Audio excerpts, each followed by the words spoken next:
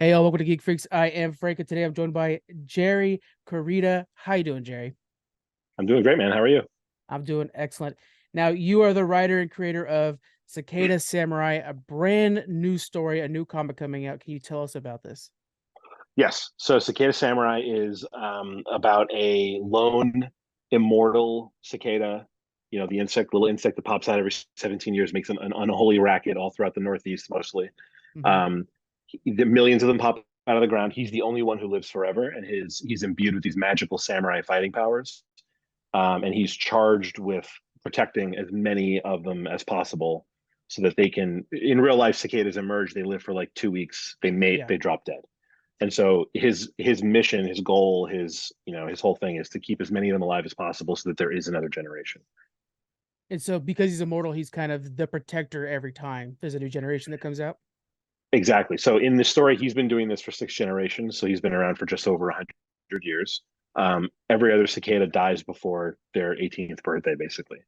Oh, wow. So Yeah. the way I have it positioned and kind of how the story came about in my head is he's essentially I have 3 kids, Hmm. and my oldest is 12, and he's just starting to do things like I live in Brooklyn, I'm in New York, and he's just starting to do things like, hey dad, do you mind if I ride my bike 3 miles over to my friend's house? Stuff like that. Yeah. Very, very nerve-wracking. And like I am imbued with like, the need to keep him alive. That's like my whole like my Yeah. number one job as a parent. And so in this story, this one immortal samurai, he's the only one who's been above ground. He's the only one who knows anything about life. And he Hmm. has these millions of kids and he has to keep them safe. And he's going to fail. It's all my anxieties about being a parent of a kid Of who's getting course. older, going out in the world. And Yeah. so he's protecting these millions of kids and he's going to fail. He's going to fail spectacularly. He's going to try to warn them about the dangers in the world. Some of them are going to listen. He's going to be able to save a lot of them. Some of them are not going to make it. Some of them are not going to listen because they're kids, they're teenagers, and they're going to do what they want to do. They're going to, I got 3 weeks above ground. I'm going to go live my life and I'm going to, Yeah. whatever, throw caution to the wind and stuff. So, it's sort of about that. It's about like one person whose job it is to protect all these little people who are just constantly trying to get themselves killed. And unlike your normal hero story, there's this expected loss that he has to kind of balance as well with like what is a win at the end of the day, you know? Yeah, it's just him alone, Hmm. and there are millions of these kids and they're all over. And so, yes, exactly. He's not going to succeed. He's going to have to deal with losing some of the people in his charge, some of the kids in his charge. And then this is just a 10-page story. It's a sort of dip your toe in the water of the Yeah. world, kind of learn a little bit of the backstory, see some action, meet the villain, the big bad for the series, who's a monstrous thing that I'll tell you about in a minute. Hmm. Um, but as we get deeper into the story later in the whole story, again, he's been around for over 100 years, 6 generations. He was originally one of these kids. So some of these kids running around are like his great great great grand nieces and nephews. Oh, wow. So they're kind of family. It's one of those vampire stories where like everyone dies around them, their family, they have to keep watching their loved ones perish. They live forever. It's like Hmm. that. He does that every 17 years. A new group of kids that he has grown to love and think of as his family. They all are all going to go do their thing, and die. And Yeah. he's going to sit around and wait for 17 years to pick up the sword and protect another group. You know, Jerry, I'm going to be honest with you. When you hear about a cicada samurai, you don't think of how deep this is going to get, but it got deep quick. I know, it's so funny. Like I'm in a lot of like writer workshops now, and I have a bunch of friends who are writers, and we bounce ideas a lot, and we just talk about the process. And they're always like, you're supposed to start with your character, you build a world around them. But I did the whole thing backwards. I just started with like I got obsessed with cicadas 2 years ago during there was a big Brood X emergence. And everyone was talking about it's going to be the loudest it's ever been and all that. I Yeah. started reading about them, and there's all these like funny superstitions about them. Back when Europeans first got here, they didn't have them in Europe. So they got here and they thought they were locusts. They thought they were like a plague from the devil. These are people who came here because they weren't allowed to burn witches back home. So they're a superstitious bunch. Right. And these little monsters in droves of millions just crawl out of the ground all of a sudden, rip their way out of a shell. They're bright green with these big red eyes, and they're demons. Their eyes are red because they've been staring into the fires of hell. Like they were Yeah. crazy, the stories they came up with. And so the whole thing started 2 years ago with me going, what if some of those stories were real? and then it just kind of evolved. And my kids got older, and I was like, this character should be the one person in charge of Yeah, protecting them all. a very And paternal so yeah, figure. it is kind of ludicrous. It sounds like a goofy thing, but I wanted to put a lot of myself into it, and that's sort of where my head is at in life these days. And Yeah. there's that old adage, right? What you know. So that's what I know, and that's what's in the story. Speaking of what you know, what was some of your early inspirations to write a comic book? Why did you want to go down this medium? So I actually, I didn't grow up reading comics. I grew Mhm. up watching a lot of TV. My thing as a kid was, geeky TV shows. I was huge into the X-Files. I watched Star Trek: The Next Generation with my Nice. mother. Like that was our shared geek thing in my family. I still watch those shows with my mother. Picard and all the new ones and everything. Strange New Worlds. Um, so that the comics were never my thing until I worked on. I'm a TV producer. One of my multiple day jobs is I'm a reality TV producer, and I worked on Comic Book Men. Mhm. And so while we were working on that show, we were in Kevin Smith's shop in Jersey, the Secret Stash, and we would spend a lot of time in the shop just kind of talking geeky stuff. And there would be a lot of downtime where I was like in a room full of comic books. And so the first comic book series I ever really read was The Walking Dead, which is Oh, like very late. You know what I mean? It's a very weird yeah. place for someone my age to start. I'm And it's 43 a it's years a old. good jumping off point because it's not like super common or it's not real superhero-y. It's like here's some good Right. story. It's just told in this way. Exactly. And so that's where I started reading. And then, you know, I started reading from there. I went back and started reading Capes and Tights, and I read all the Batman stuff. And, Mhm. I went back in time and I read all the X-Men stories that became the movies. Movies and TV, that's the medium I'm most comfortable. I understand it because I make it. That's what I do for a Right. living. So I worked my way backwards. I became fascinated with the comics that became all the movies and TV shows that I loved. And then from there, I branched out and started reading other stuff. And now I really enjoy the kind of weird, out there, crazy stuff that all these really creative people on Kickstarter are doing. Just because, like, if you can get 50 people to agree that they want to see this idea that you have in your head, you can make it. You don't have to pitch it. There's no gatekeeper. You don't have to pitch it to Yeah. an editor. You don't have to pitch it to a publisher. Somebody at Image doesn't have to agree to, like, work with you on it. You can kind of do it on your own. And sometimes you get really, like, not great stuff. And sometimes you get really great stuff. And sometimes it's everything in between. But the creativity is like off the charts because there's no Yeah. one telling anybody no. you Yeah. Everybody know could take their chances. Yeah. yeah, and you end up with things that on paper sound crazy, and then you read them and you're like, this is hilarious and great. And the titles are all very funny because it's like they're everyone's like learning to call the book what the book is. So like Cicada Samurai, right? Like, Yeah. okay, it's a cicada, it's a samurai. I have some questions, but I kind of get it, right? Mhm. One of my favorites is another Kickstarter going right now, Bigfoot Knows Karate. Yep. Dan Price, Says classic. Dan Price Yep. says what it is. Yep. There's another one I really like called Vampire Unicorn Vampire Hunter. You're like, what's that about? It's a I get unicorn that's a vampire hunter. And you're like, it. what? If you went into one of the bigger indie publishers and you were like, I have this idea about a unicorn that murders vampires, Yeah. like they'd go, I don't know. That sounds really bonkers. But if you can get 50 people on Kickstarter to say, yes, I want to see that, you're in. You can make your thing. You can do your thing that's in your head and make it. It's kind of awesome. So, I'm kind of been enjoying that whole process, and that's how I'm funding this. Now, as a producer, is there anything from that you're bringing into this? Yeah, it's funny because like storytelling across all these things I've learned is kind of the same.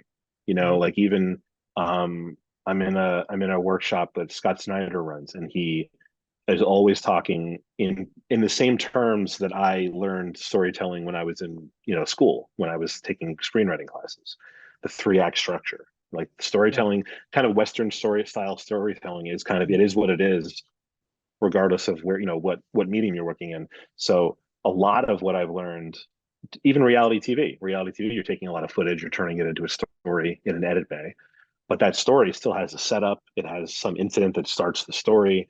It has a finale, some kind of ending. There's an arc to it, um, and so building all of that, it is very similar across all storytelling medium. What's nice about this is I am an awful artist, Mhm. so there's like a forced collaboration here Yeah. that's a little more in your face than in TV. You know, like you can write a story in TV and kind of not be involved in the production of it.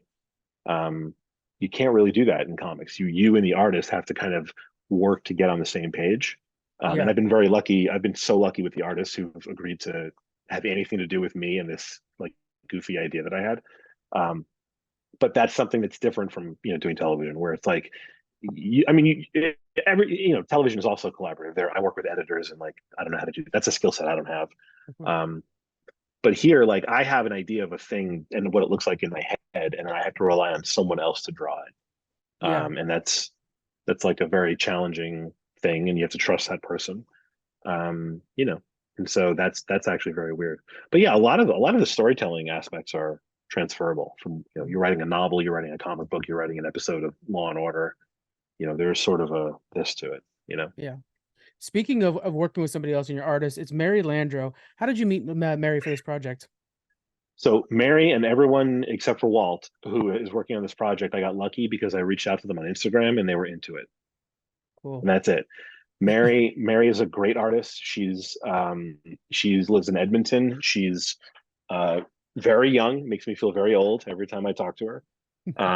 But she's incredibly talented. She loves drawing monsters. I was following her on Instagram. She had done her own Kickstarter that was very successful for a comic called Rich, which is actually you can still pre-order. She hasn't shipped yet. So it looks good. She's very entrepreneurial. She's constantly starting new companies and like new businesses that are offshoots of her art. But she's incredibly talented. And I just liked her work. And I had this idea. I had these character designs that someone else did, and I reached out to her, and I just was like, um, here's my shot. I have this idea. It's goofy. It's like this. Initially, she said, I have a lot going on. Right. And then I was just watching her online. A few weeks later, she was open to commissions and comic book work. I reached out again and she said, let's do it. So here we That's are. And that's it. amazing Got art. very lucky. It's so important that you guys take a look at this artwork because I'm looking at right now. There's the Raven cover specifically that I'm just like, my God, that's gorgeous. How that looks like a movie poster Yeah. that I want to go watch. So what's funny is like that idea. So we had 3 or 4 ideas for covers, and one of them was the him kneeling, the character kneeling with the Yeah. sword in the ground, very like classic samurai pose. I think that one was my idea, and then we had all these other ideas about. We wanted to make sure it was clear that he is a cicada. So that's Yeah. something in the story. He is the insect that we know in our world as a cicada. That's what he is. He's this big. Mhm. So I wanted something that made that clear that he's this superhero character among the cicadas, but he's still that big. So all the dangerous things, all the kaiju kind of monsters that he's gonna have to fight, to us, they're animals. It's a Yeah. fox, it's a It's a bird. badger. Yeah. Yeah, it's a bird. And so in this case, it's a raven. In this first story, it's a raven, and it's this gigantic bloodthirsty. But I basically was like, look, everything in the story is like a monster based on some creature that lives in our world. Mhm. Everything. So I said, you're gonna really enjoy writing it. And then I've had so much fun with her, just like writing things that are monstrous and savage, and then she sends it back to me like it's so close to what's in my head, and like I've adapted all the characters and what they look like to her vision of them, because she drew them. She Yeah. created them for me and then sent them back to me. I had very few notes, but now when you think of the character, when I think of the characters in my head, like I'm thinking about her versions of these characters now. So like we're very much in sync now. That's Um, got to make it so much easier to work together. oh, it's great. And the monsters are very cool. And she's amazing. And I'm very lucky to be working with her. I hope she does I hope we do this thing for 5 or 6 arcs and we do it forever. I hope so. It's gorgeous artwork. So, in designing these creatures, are you more focused on making sure they're recognizable as animals, or are you letting this like kaiju idea kind of take over? So I think it's a case by case thing. Like Okay. for in this I'll send you, I'm not sure if you have it in front of you. I don't think it's on the Kickstarter yet. I have the first 2 finished pages. Okay. And then I have pencils and some inks for the rest of the book. And the plan is to have the whole thing finished in 3 weeks. She's like intensely focused on this for a few weeks. Mhm. And so in the first couple of pages in the book, there's a rabbit. It just looks like a rabbit. There's when you first see the raven, it just kind of looks like a big raven, like a big bird. But the first time it takes flight to go attack something, its claws are just supernaturally enormous. It's I see. like little things like that where it's like hyper realistic. Yeah. But on the other hand, the main villain in the whole series is a Cicada Killing Hornet, which is a real thing that you should look up and then live with the nightmares forever, because Yeah. what it really does in real life is awful. Mhm. It's amazing but awful. Um, that's more like a monster. That's like a monstrous, insect looking thing, but it's going to have a different teeth thing. Some of the animals will look like the animal, some will be hyper Yeah. stylized, and it's a comic book. We can go case by Yeah. case, do It's whatever we almost want, like this perspectives based off the emotion in the situation. Then you can really go crazy with it if you Yeah. want. Yeah. Yeah, and that's Speaking kind of, of that poster. Well, I was like, oh, go ahead. no, you go ahead. I want you to finish that. Yeah. Oh, just that poster. I just was like, I want something where there's like a perspective. Maybe the Yeah. animal he's fighting is there, and it's clear that he's enormous, and our hero is this big. And so she sent that back to me, and I responded with the cover of the Meg. There's a Perfect. Yeah. cover. There's a poster for the Meg where it's Yeah. like a woman in a bikini and like a inner tube in the water, and under the water you can see the shark is like 50 times the size of her body, and it's coming up to kill her. And I sent that to her, and she was like, "Now I can't unsee that. That's what it looks like to me now." But Yeah. it's very much like a big movie poster, and she does the colors too. She does the pencils, ink, and colors. She's incredible. Yeah, and that poster, that cover is great. You were talking about how you got the first 2 pages already coming my way, but you added 2 pages because remarkably, this campaign has already gotten Project We Love stamp of approval from Kickstarter. What's the impact of that, and what does that mean for you? So, I mean, it means I can make it longer, which is nice. I think that I wasn't expecting it to. This is my first Kickstarter. I worked on one before. I kind of, I kind of knew what would make it successful, but I didn't think it would cross the finish line so quickly. Right. Um, so I wanted to thank people, basically. I Mhm. wanted to say, like, I'd finished writing the story. When I was writing it, it really wanted to be 10 pages long, and for my budget and all those other reasons, the first time I'm doing it, page count, you'd have to be multiples of 4, all those things. I kind of Yeah. squeezed it into 8. And then as soon as this happened, as soon as we crossed over, I was like, great, I can expand this little bit, this fighting bit. I can really get to know these other 2 characters for a moment because they're important. And like I want people to make a connection with them so that later when I kill one of them, everyone's really sad, Yeah.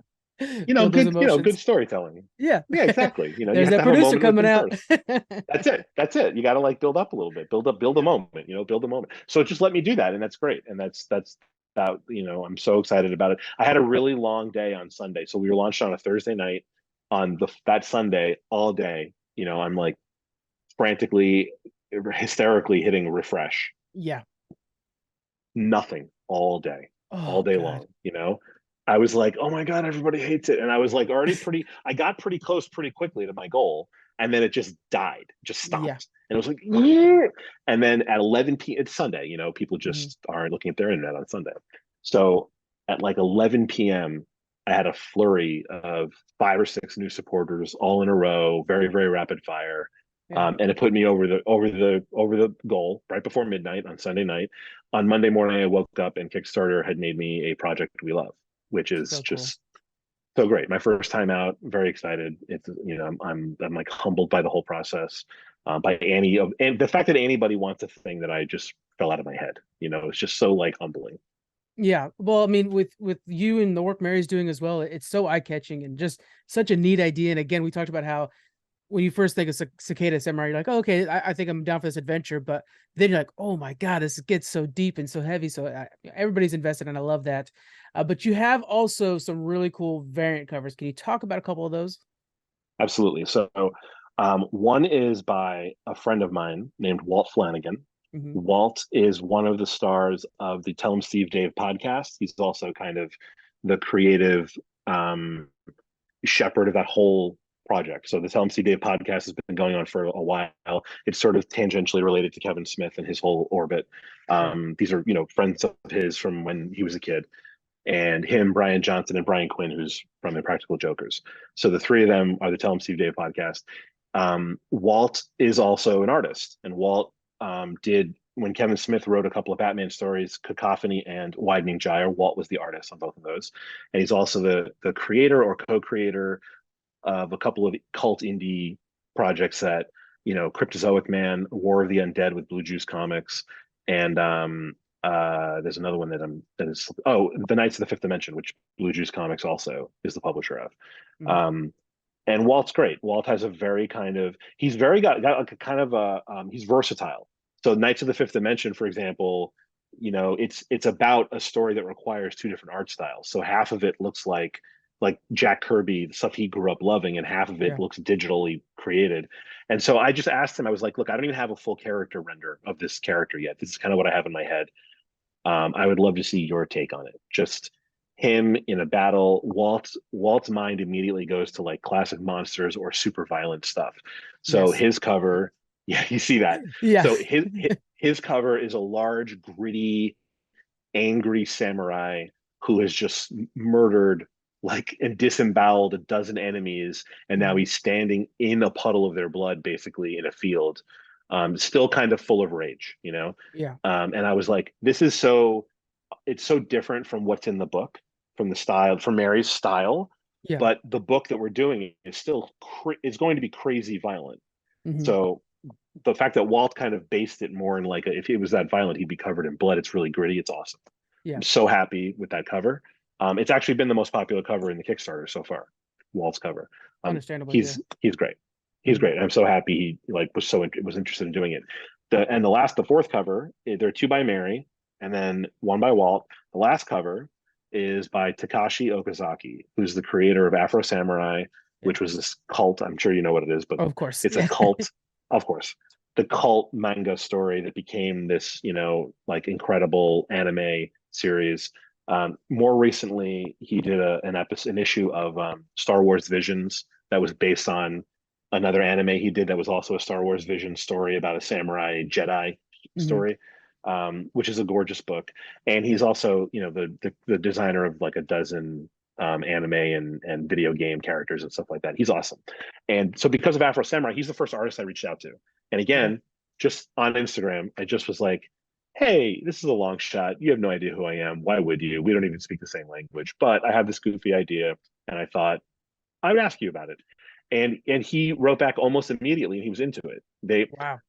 I didn't know cicadas are a big part of Japanese culture, like I Japanese didn't know that. artwork, and I didn't know that they're native to there too. It's a big thing there. So he immediately sent back all this Japanese art with insects and other like cicadas, but also other stuff. Just the Hmm. insects and like sort of insect looking characters are a very big part of Japanese art historically. Um, so he did the initial character designs. He did sort of a very anime character looking version of these characters for me. Yeah. I'll send those to you too. That'd be And great. Yeah. then he sent me that one fully rendered out image of my guy in full battle armor, with all four of his arms out with weapons and flying Yeah. into battle. And so we had, he sent it to me in black and white. I had a colorist. Once we knew our color palette, I had someone do it. His name is Slamit Mugiono. Slamit did the colors for me. It looks amazing, and I made that the cover. That's my Takashi cover. Yeah, and I do want to touch on the coloring too, because there's a clear mood throughout from what we're seeing so Yeah, far.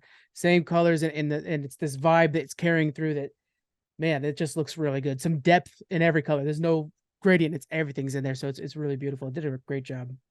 yeah. But I got very lucky. Slamit's a Yeah. great colorist. Mary does her own colors, but sort of the color scheme came from Mary, and everything has sort of followed that. We've kind of stuck with that with the other variant covers too. But just I love the different takes on it. I've actually, I have a couple of more artists who are working. I want to fill the book out to 16 pages. Yeah. So I'm not expanding the story anymore as of right now. But what I am doing is I'm going to have a lot of artists who I love Hmm. do their own renditions of the character, and I'll have a whole series of pinups at the end. That are Yeah. like different other people's takes on the same character. Because I love how it's weird. Like you say, Cicada Samurai.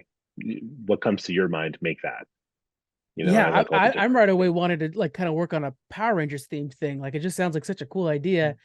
Uh it's a good, and your Instagram game is on point. Thank you. Thank you. That is That account solid. hasn't been around for a long time, but yeah, I've been sharing it a little bit, and like Yeah. I try to respond to everybody. But a lot of people have pointed that out. The Power Rangers. I didn't think of it at first. There's another show, Beetleborgs, which is in the Power Rangers So universe. classic 90s. Yeah. Oh yeah. Yes, and so right away people were like, "Is this like a reboot of Beetleborgs? It's like a continuation? Finally!" Like people were very excited about it. Yeah. And I was like, I didn't even know what it was. I had to look that one up. I watched Power Rangers as a kid, but I never watched Yeah. Beetleborgs. So I had to go back and look at it and be like, oh yeah, I do kind of see that. I get it. The resemblance is there. Yeah. So I didn't want to like just be correcting everybody the whole time, but like again, my guys are this big. It's not fully grown adults. It's a whole, Yeah. But I love that. I love that it's recognizable to anybody as something that they love. Yeah, You it's know, giving off like a more serious tone of the 90s Saturday morning action adventure shows that we'd be watching. yeah, And yeah, the fact that it's all this small is only by our perspective, but really in that world, when you're seeing like again that Raven, you're like, yeah, right, this is a kaiju that's going to be destroying an entire community. What will our character do? And it's right. we're here for it. Well, I want to make sure everybody heads out there again. Cicada Samurai, all the links in the description. We're also going to have that infamous Instagram on there too, so you guys can click around and follow up. And I appreciate your visit with me, Jerry. This has been an excellent chat. Thank you so much, man. I appreciate you having me on. Of course. All right, guys. Again, links in the description. Click around, start following up on everything, and we'll see you guys next week. Bye.